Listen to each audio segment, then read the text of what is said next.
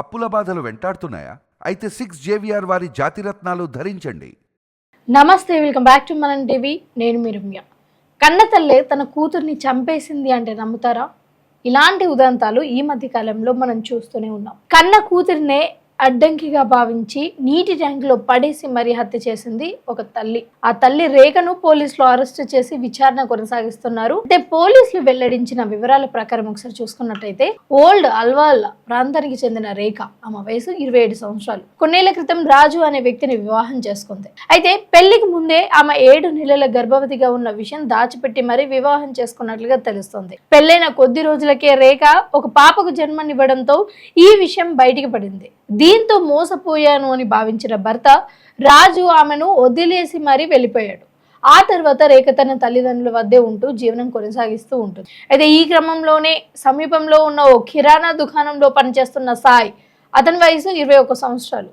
ఆ సాయి అనే యువకుడితో రేఖకు పరిచయం ఏర్పడింది. కాలక్రమంగా అది వివాహేతర సంబంధానికి దారితీసింది. కొంతకాలం తర్వాత సాయిని వివాహం చేసుకోవాలి అని రేఖ కోరింది. అయితే ఇప్పటికే ఒక పాప ఉండడంతో ఆ మహిళను పెళ్లి చేసుకోవడం తమకు ఇష్టం లేదు అని సాయి కుటుంబ సభ్యులు చాలా క్లియర్ గా స్పష్టం చేశారు. ఇక ఈ విషయంతో రేఖ తీవ్ర ఆందోళనకు గురైంది అని పోలీసులు చెప్తున్నారు. తన రెండో పెళ్లికి కూతురు తన్విక అడ్డుగా మారుతుంది అని భావించి రేఖ దారుణ నిర్ణయం తీసుకుంది.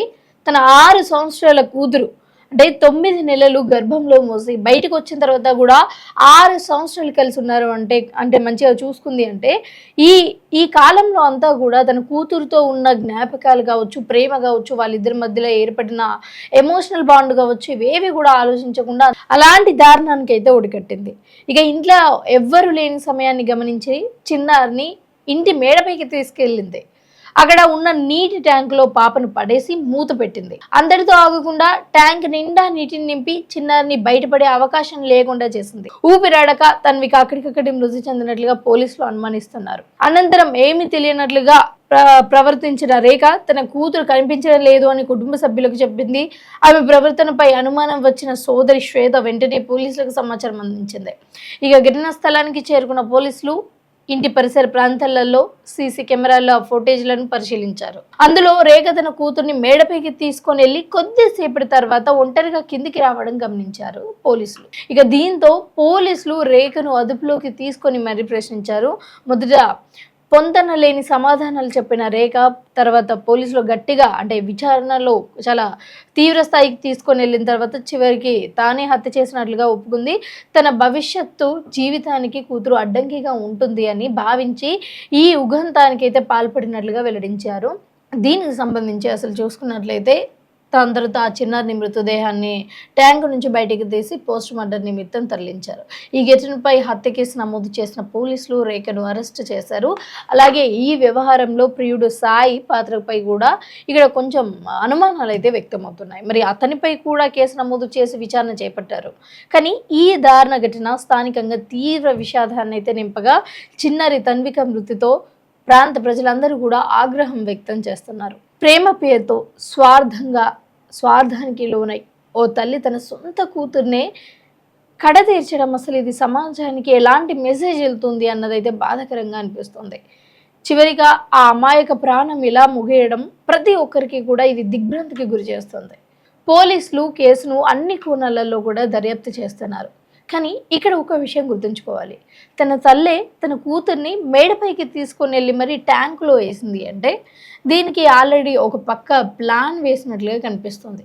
ఎందుకంటే చిన్నపిల్లలు ఎవరైనా సరే 5-6 సంవత్సరాలు ఉన్న వాళ్ళు ఆడుకుంటూ ఉంటారు. అలాగే ఆడుకుంటూ ఉండి వాళ్ళంతటా వాళ్ళే కావాలనే అంటే వాళ్ళకి తెలియదు ఏది ప్రమాదం ఏది ప్రమాదం కాదు అని.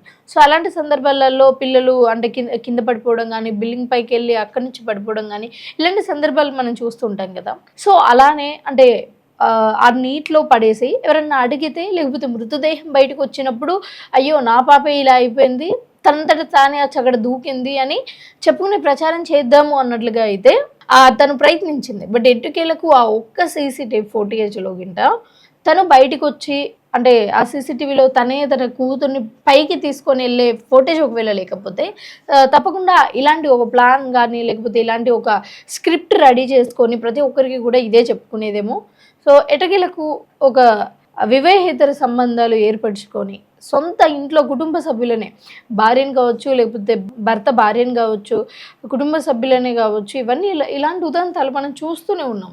రీసెంట్గా అయితే తన కన్న కొడుకే, 15 సంవత్సరాలు ఉన్న తన కన్న కొడుకే తన ఫ్రెండ్తో వాళ్ళమ్మని గొంతు నులిమి మరి చంపేశాడు. ఇది ఎందుకు అయ్యా అంటే, అతను ఒక లవ్ లెటర్ బ్యాగ్లో పెట్టుకొని ఉంటే, ఈ లవ్ లెటర్ ఏంటి నీ బ్యాగ్లో అని అడిగినందుకే ఇలాంటి పనులు చేశారు. సో ఇలాంటి విషయాలు చిన్నవాళ్ళు, పెద్దవాళ్ళు, లేకపోతే ముసలి వాళ్ళు అని తేడా లేకుండా రోజుకొకటి మనం చూస్తూనే ఉన్నాం. ఎటకేలకు ఇలాంటి వివాహేతర సంబంధాలు కావచ్చు, లేకపోతే మతిస్థిమితం లేని చిన్నప్పుడే ప్రేమ అని అనుకొని ఒక ఆకర్షణలో పడిపోయి తల్లిదండ్రుల మీద దాడి చేసే ఈ విధానాలు కావచ్చు, ఇవన్నీ తగ్గాలి అని మనస్ఫూర్తిగా కోరుకుంటూ ఇలాంటి న్యూస్ కోసం చూస్తూనే ఉండండి మనం టీవీ.